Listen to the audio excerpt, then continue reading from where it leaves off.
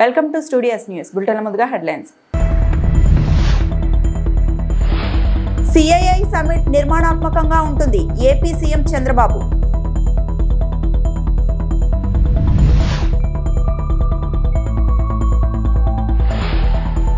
తిరుమల జిల్లా పరిధిలో ఎర్రచందనం డిపోని సందర్శిస్తున్న ఏపీ ఉప ముఖ్యమంత్రి Pawan Kalyan.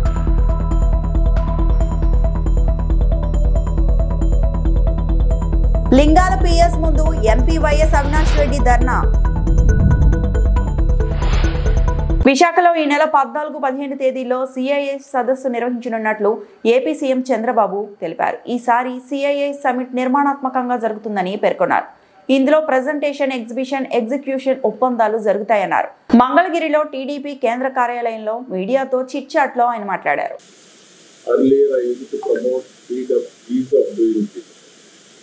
Now we are promoting speed of doing business. Once you decide to set up industry, automatically it is our industry. State government will extend all the cooperation forever.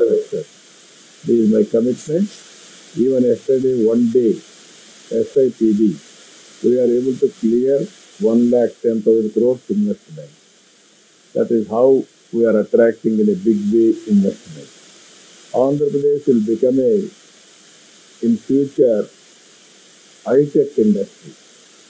You have seen me by earlier commitment towards technology. I started Hyderabad with high-tech city and IT promotion.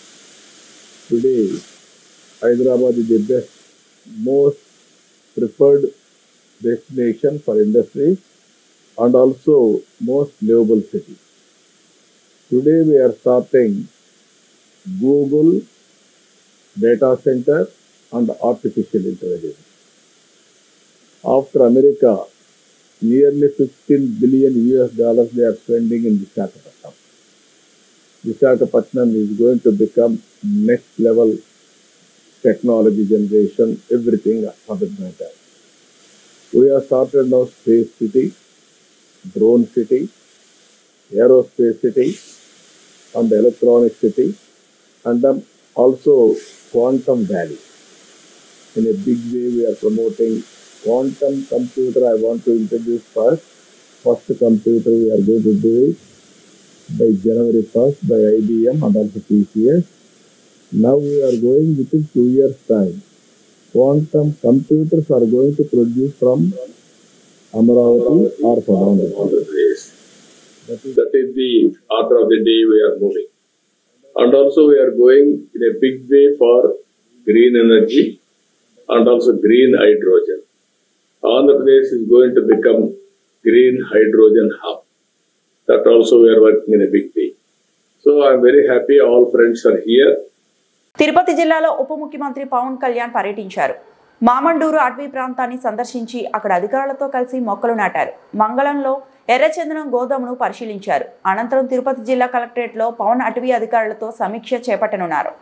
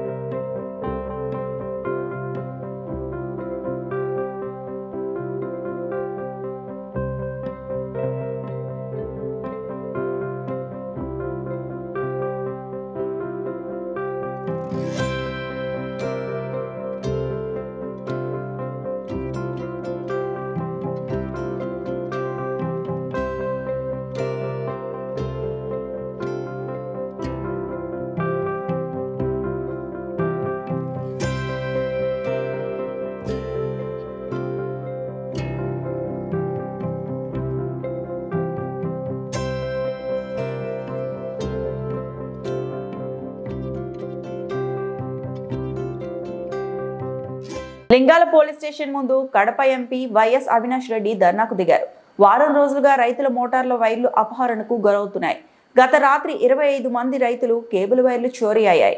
రైతులకు న్యాయం చేయాలంటూ police station ముందు రైతులతో కలిసి YS Avinash Reddy ఆందోళన చేపట్టారు. రైతులకు లక్షలాది రూపాయల నష్టం జరుగుతున్నా పోలీసులు పట్టించుకోవట్లేదు. వెంటనే నిందితులను పట్టుకొని రైతులకు న్యాయం చేయాలని డిమాండ్ చేస్తూ వైఎస్ అవినాష్ రెడ్డి ధర్నాకు దిగారు. ఎస్ఐ గారు రికవర్ చేసి కేబుల్ ఇస్తే సరాసరి, ఎందుకంటే వాళ్ళు మోటార్ పైకి ఎత్తిన్నారు, కేబుల్ అంతా పైన ఉన్నది, మొత్తం దొంగతనం చేసుకొని పోయినారు. ఈ రోజు రాత్రికల్లా రికవర్ చేయలేని పక్షంలో, ఆ స్క్రాప్ వాళ్ళ దగ్గర నుంచి రికవర్ చేయలేని పక్షంలో పొద్దున్నే నాకు ఫోన్ చేయక నేను ఇప్పిస్తా అని చెప్పిన. దాని గురించి వరి కావద్దు. ఇప్పుడు ఆ పంట పాపం మొత్తం పంట అంతా ఎండిపోతుంది. బట్ మిగతా వాళ్ళందరికీ మాత్రం ఎట్టి పరిస్థితుల్లో ఎస్ఐ గారు రికవర్ చేస్తాను మనకు మాట ఇస్తాను సార్. ఎట్టి పరిస్థితి గడిచిన కొన్ని మాసాలుగా లింగాల మండలంలో ముఖ్యంగా విపరీతంగా విచ్చలవిడిగా రైతులకు సంబంధించిన కేబుల్లు దోపిడీకి గురవుతా ఉన్నాయి. ఏ స్థాయిలో గురవుతా ఉన్నాయంటే నిన్న రాత్రి మాత్రమే దాదాపు 40 మంది రైతులకు సంబంధించిన కేబుల్స్ దొంగతనానికి గురయ్యాయి. ఇంత పెద్ద ఎత్తున దొంగతనాలు జరుగుతూ ఉంటే మరి పోలీస్ శాఖ ప్రభుత్వము ఏం చేస్తూ ఉందని చెప్పి ప్రశ్నిస్తూ ఉన్నాం. నిన్న రాత్రి తొలిసారి కాదు ఇది, గడిచిన కొన్ని మాసాలుగా పెద్ద ఎత్తున ఈ కేబుల్ దొంగతనాలు జరుగుతాయి. నిన్నొక్క రోజు 2 రోజుల క్రితము కోమనూతుల గ్రామానికి సంబంధించిన ఒక రైతు పురుషోత్తం రెడ్డి భార్య, ఈ అక్కకు సంబంధించిన పొలంలో దాదాపు 1000 మీటర్ల కేబుల్, అంటే దాదాపు మీటర్ 250 రూపాయలు అవుతా ఉంది కేబుల్ కొనాలంటే. అంటే 2.5 లక్షల రూపాయల కేబుల్ దోపిడీకి గురైంది, దొంగతనానికి గురైంది. మరి ఎవరు ఆ నష్టాన్ని పూడుస్తారు? మరి ఇవాళ రైతుల తరపున ఇక్కడ ఉన్న ఎస్హెచ్ఓ గారి దృష్టికి కూడా ఈ సమస్యను తీసుకెళ్లడం జరిగింది. మరి ఎస్హెచ్ఓ గారు ఇప్పటికే మేము ఎవరైతే దొంగతనాలు చేశారో, ఎవరైతే ఈ దొంగతనం చేసిన ఈ కేబుల్లను లోపల కాపర్ వైర్ను కొన్నారో వాళ్ళందరినీ కూడా మేము ఐడెంటిఫై చేసినాం. తప్పకుండా ప్రతి రైతుకు కూడా, నష్టపోయిన ప్రతి రైతుకు కూడా రికవరీ చేయించే కార్యక్రమం చేస్తామని చెప్పి ఎస్హెచ్ఓ గారు మా అందరికి కూడా హామీ ఇవ్వడం జరిగింది. మరి తప్పకుండా రైతులు ఏదైతే నష్టపోయారో ఆ రైతులకు జరిగిన నష్టాన్ని మరి రికవర్ చేసే విషయంలో తప్పకుండా పోలీస్ శాఖ పూర్తి స్థాయిలో శ్రద్ధ వహించమని ఇదే సమస్యను ఎస్పీ గారి దృష్టికి కూడా ఇప్పుడే తీసుకెళ్లాం. గోదావరి జిల్లా తణుకు వందే మాత్రం గీతం మన మధ్యకు వచ్చి 150 సంవత్సరాలు అయిన సందర్భంగా ఈ రోజు తారకాపురి లయన్స్ క్లబ్ ఆధ్వర్యంలో Siddhartha college students lion club సభ్యుల మధ్యన ఈ గీతాన్ని ఆలపిస్తూ కార్యక్రమం చేయడం జరిగింది. ప్రెసిడెంట్ పవన్ కుమార్ ఆధ్వర్యంలో జరిగిన ఈ కార్యక్రమంలో వావిలాల సరళాదేవి మాట్లాడుతూ బంకిం చంద్ర చటర్జీ గారు రచించిన ఈ గేయం 150 సంవత్సరాల నుండి ఆనాటికి ఈనాటికి ప్రతి ఒక్కరిలోనూ దేశభక్తిని, మాతృభూమి యొక్క గొప్పతనాన్ని ప్రతి ఒక్కరూ హృదయాల్లో నిలిచిపోయేలా ఆయన రచించారని, ఈ గేయం వల్ల ఆ రోజులో స్వతంత్ర సమరయోధులకు ఎంతో స్ఫూర్తిదాయకంగా నిలిచిందని, ప్రతి ఒక్కరిలోనూ కులమతాలకు భేదం లేకుండా ఒకటిగా నడవడానికి ఈ గేయం ఎంతో తోడ్పడిందని, మనకి స్వతంత్రం రావడానికి ఈ గేయమే మూల కారణమని, ఇటువంటి గొప్ప గేయాన్ని ఈ విధంగా మనం పాడుకోవడం, గొప్పతనాన్ని తెలుసుకోవడం ఎంతో మంచి కార్యక్రమంగా తెలియజేశారు. ప్రెసిడెంట్ పవన్ కుమార్ మాట్లాడుతూ ఈ గేయంలో అర్థాన్ని ప్రతి విద్యార్థులు తెలుసుకోవాలని, ఆ గేయం యొక్క గొప్పతనం గురించి వివరించారు. సెక్రటరీ రామ్ కుమార్ గేయాన్ని ఆలపిస్తూ అందరి చేత పాడించి గేయంలోని స్ఫూర్తిని స్టూడెంట్కి వివరించారు.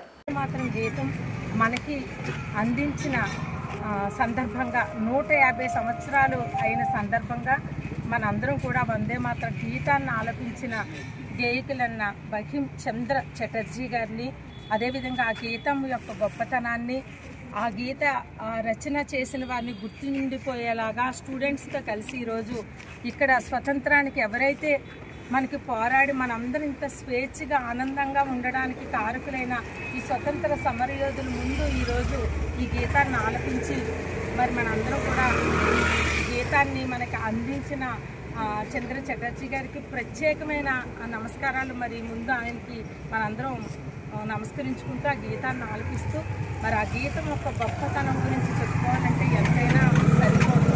మరి 150 సంవత్సరాలు అయినప్పటికీ ఆ గీతాన్ని ఇప్పటికీ కూడా మనందరం కూడా మరవలేకపోతున్నాం. ఒక విధంగా చెప్పాలంటే అటువంటి గీతం 150 సంవత్సరాలైనా ఇప్పటికీ మరొకరు అటువంటి గీతాన్ని రాయలేకపోయారు, పాడలేకపోయారు. అంత గొప్ప గీతం. ఆ గీతం దేశభక్తిని, మాతృత్వాన్ని, మన దేశ ప్రగతిని, ముఖ్యంగా చెప్పాలంటే మన దేశంలో అనేక కులాలు మతాలు ఉన్నప్పటికీ అందరినీ ఏకత్వంతో ఏకతాటితో నడపడానికి కారకమైన ముఖ్య భూమి పోషించిన పాట వందే మాతరం గీతం. అంత గొప్ప గీతం. మరి కాశ్మీర్ నుంచి కన్యాకుమారి వరకు ప్రతి ఒక్కరూ కూడా కులమతాల అతీతంగా ఒక పక్కన పెట్టి ఈ గేయంతో మనందరం ఒక భూమాత బిడ్డలం, మనందరం కూడా ఒక భరతమాత బిడ్డలంగా అందరూ ఏకతాటి మీద నడవడానికి ఈ గీతం మనకి ఎంతో సహకరించింది. ముఖ్యంగా మనకి స్వతంత్రం రావడానికి మూల కారణం, మూలం ఈ వందే మాతర గీతం. అంత గొప్ప గీతం ఈ గీతం. ఈ గీతంలోని ప్రతి చరణం, ప్రతి పాటలో ఉన్న ప్రతి ముద్ర కూడా మనల్ని ఉద్రేకపరుస్తూ స్వతంత్రానికి మనం తీసుకొచ్చిన ప్రతి సమరయోధుడికి కూడా మరొక ఊపిరిగా ఈ గేయం వారందరిలోనూ ఉద్భవించింది. ఎవరు విన్నా సరే ప్రతి ఒక్కరికి కూడా ఈ గీతం యొక్క గొప్పతనంతో దేశభక్తి, దేశం మాతృమూర్తి మీద ప్రేమ పెరిగే తత్వాన్ని ఈ గీతంలో ఇమిడి ఉన్నాయి. ఇటువంటి గీతాన్ని మరి నవంబర్ 7న దేశవ్యాప్తంగా చేసుకోవాలని నరేంద్ర మోడీ గారు మనకు ఆదేశించడం, ఆ విధంగా మనం ఇలా చేసుకోవడం, ఆయన ఈరోజు ఒక నాణాన్ని మరి ఒక స్టాంప్ని కూడా ఈరోజు ఆయన మనకి అందించడం అనేది ఒక గొప్ప విషయంగా భావిస్తూ మరి ఈ శుభదినాన్ని ఈ స్టూడెంట్స్ అందరితోటి కూడా ఆ గీతాన్ని ఆలపిస్తున్నామని తెలియజేసుకుంటున్నాను.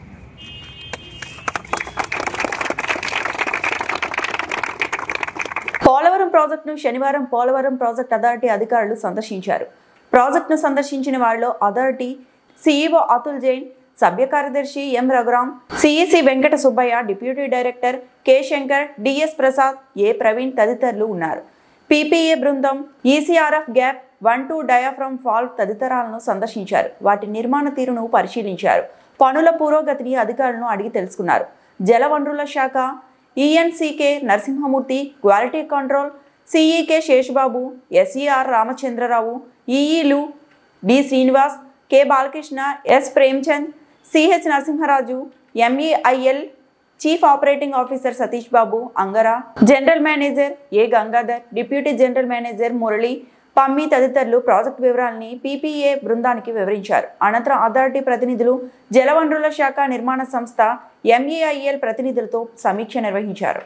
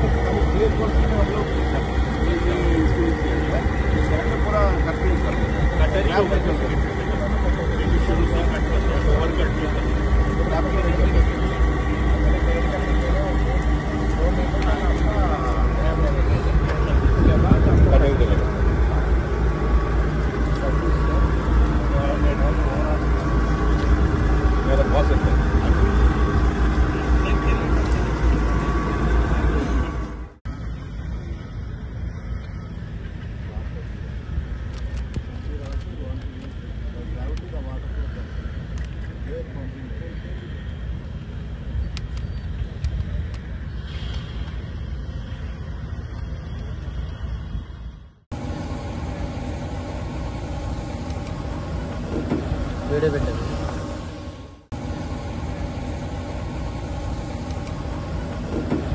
పెట్టండి.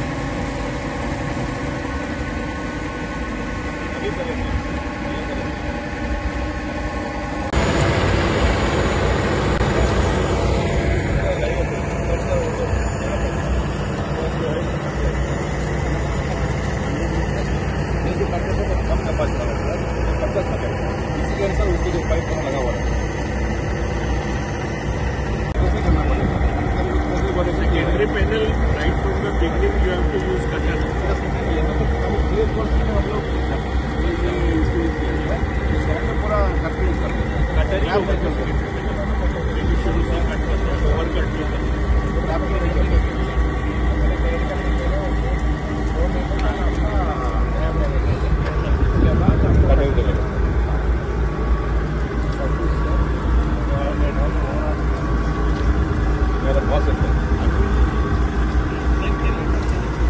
నిజామాబాద్ జిల్లా బోధన్ పట్టణ పరిధిలో మాదక ద్రవ్యాల రవాణాపై పోలీసులు అప్రమత్తంగా వ్యవహరిస్తున్నారు.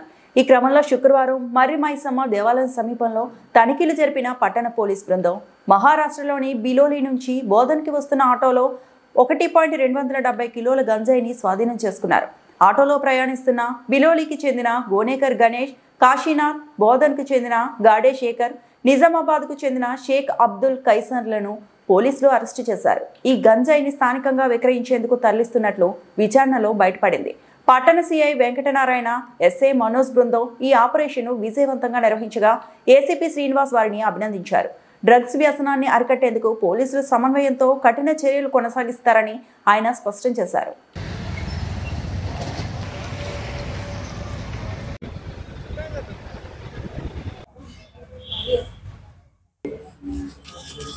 ఇక్కడ మర్రి మైసమ్మ టెంపుల్ దగ్గర వెహికల్ చెకింగ్ చేస్తుంటే సాయంత్రం 4 గంటల టైంలో ఒక ఆటో ఆపడం జరిగింది. అందులో ఒక 3 వ్యక్తులు ఉన్నారు. అందులో వెనక సీట్లో కవర్ ఉంది. అది చెక్ చేస్తే పరిశీలిస్తే దాంట్లో గంజాయి ఉంది. గంజాయి ఉంటే ఇమ్మీడియట్గా చెక్ చేసి అది కన్ఫర్మ్ చేసుకొని గాంజాను కన్ఫర్మ్ చేసుకొని ఇమ్మీడియట్గా అది సీజ్ చేయడం జరిగింది పంచుల సమక్షంలో.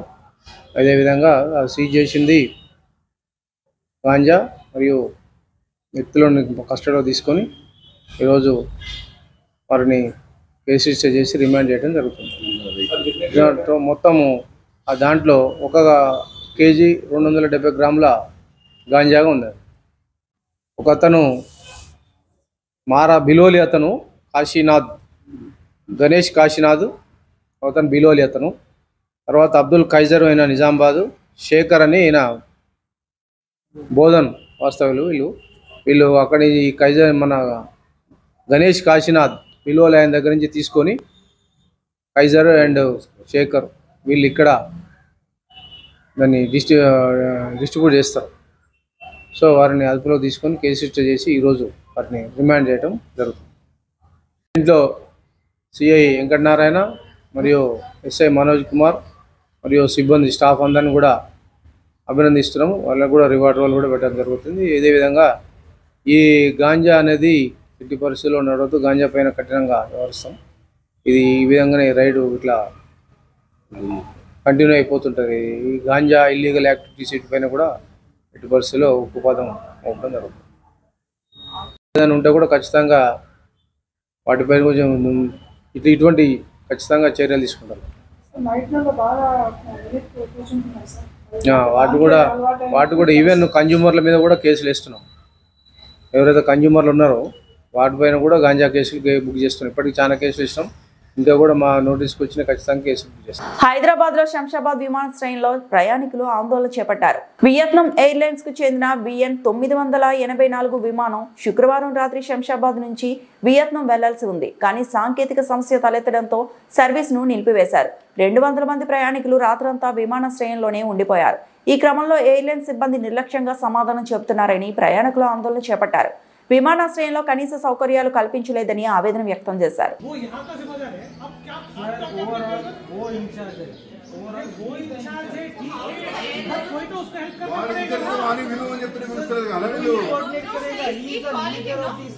एक काम करो, उसको जाके बुला के लेके आओ, कोई तो अथॉराइज्ड पर्सन को बुला के लेके आओ. नहीं, तुम्हारे जगह पे कोई अथॉराइज्ड पर्सन होगा बाहर जाने के लिए, उसको बुला के लेके आने के लिए बोलो.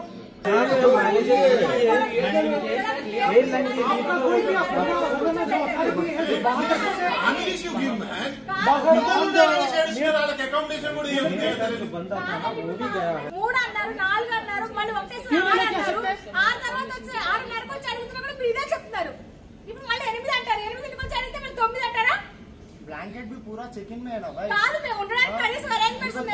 तो ब्लैंकेट भी नहीं బాబు చలికి వణికిపోతున్నాడు. అక్కడ మొత్తం లగేజ్ అంతా అక్కడ పడేసి వచ్చాం, మేము అక్కడ ఇచ్చేసి వచ్చాం చెక్ ఇన్ లో. మీరు కనీసం మా బాబుకి పడుకోవడానికి అరేంజ్ చేయండి, ఫ్లైట్ కోసం అడగట్లేదు నేను అని చెప్పి వచ్చి అడిగాడు. అప్పుడు లేదు. ఇప్పుడు నా హస్బెండ్ కి వణుకు వచ్చింది, ఫీవర్ వచ్చేసింది, కప్పడానికి లేదు, ఏమీ లేదు. ఏం చేయాలి?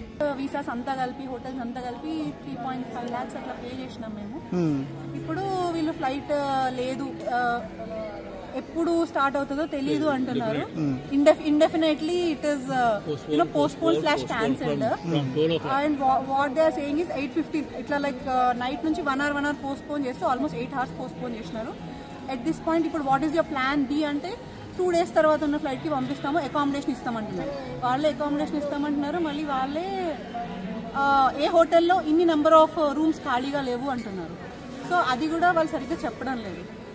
ఇంత పే చేసుకొని మనం లగేజ్ వాళ్ళ దగ్గరే ఉంది, they are holding the luggage. అంతే, వాళ్ళు ఏం చేస్తారో తెలియదు, ఏం చేస్తారో తెలియదు. ప్రకాశం జిల్లా పామూరు వగ్గంపల్లికి సమీపంలో ఆర్టీసీ బస్సును డీసీఎం లారీ ఢీకొట్టింది. సుమారు 35 మంది ప్రయాణికులతో పామూరు నుంచి కనిగిరి వెళ్తున్న బస్సు లారీ ఢీకొట్టినట్లు తెలుస్తోంది.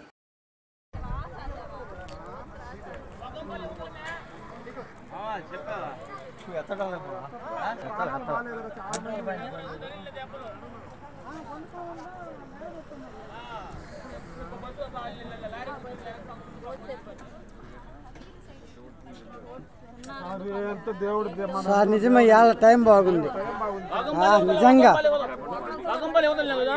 వగ్గంపల్లి దాటినాక కనిగిరి పోయే రూటు.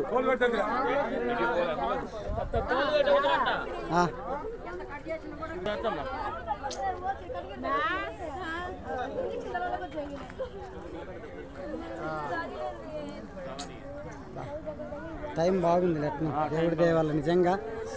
అసలు ఏముంది, కొంచెం కానీ ఇటు దొల్లుంటే.